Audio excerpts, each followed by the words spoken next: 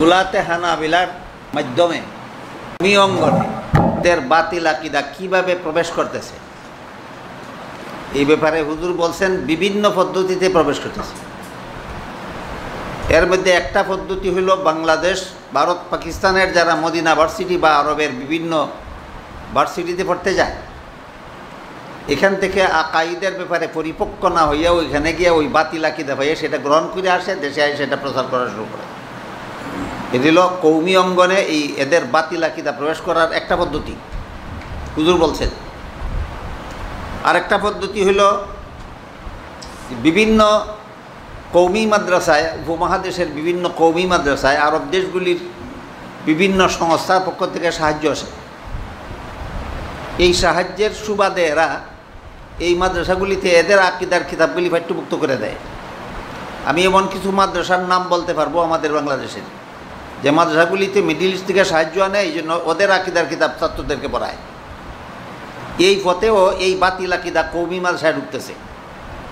3 নম্বর পদ্ধতি হলো, হুজুর তার সবগুলি বলেন নাই, আমার অভিজ্ঞতার থেকে আরও 2টা পদ্ধতির কথা বলি।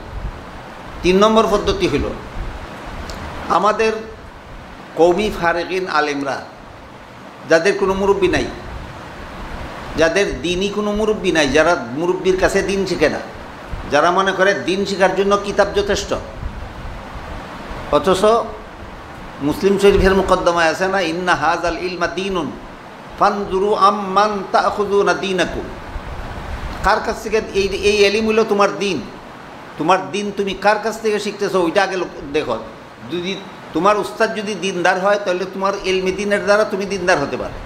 তোমার উস্তাদ যদি বদ্দিন হয় তাহলে এর কাছ থেকে দিন শিখলে তুমি বদ্দিন হবে, স্বাভাবিক।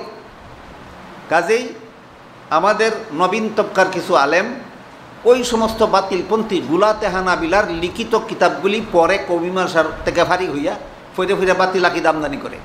শুধু আমদানি করে না, সমাজের প্রচার করার জন্য আদা জল খেয়ে লেগে যায়। এটা হলো 3 নম্বর পদ্ধতি কৌমি অঙ্গনে এই গুলাতে হানাবিলার বাতিল আকীদা প্রবেশ করার। 4 নম্বর পদ্ধতি হলো, ইন্না হাযাল ইলমা দীনুন ফানজুরু মান তাখুযুনা দীনাকুম বলা হয়েছে, মা তাখুযুনা দীনাকুম বলা হয়নি।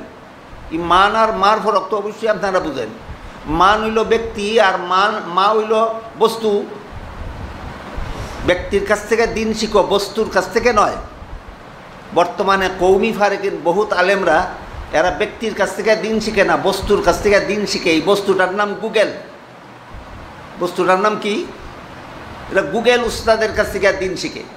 এই ইলেকট্রনিক্স মিডিয়ার থেকে দিন শিখতে যায়, আর ইলেকট্রনিক্স মিডিয়া এই সমস্ত বাতিলপন্থীরা তাদের প্রচারণা ছড়াইয়া দিয়ে রাখছে, এইখানে ঢুকে ওইটা ভাই এখান থেকে এটা গ্রহণ করে।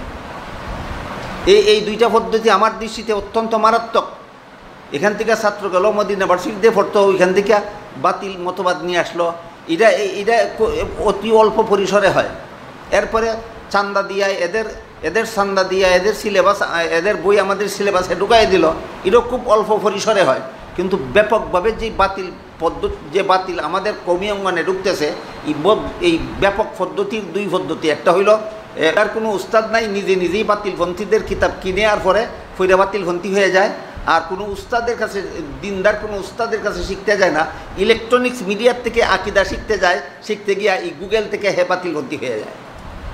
এই পরবর্তী 2টা পদ্ধতির ব্যাপারে আমাদের সকলেরই সতর্ক হওয়া দরকার।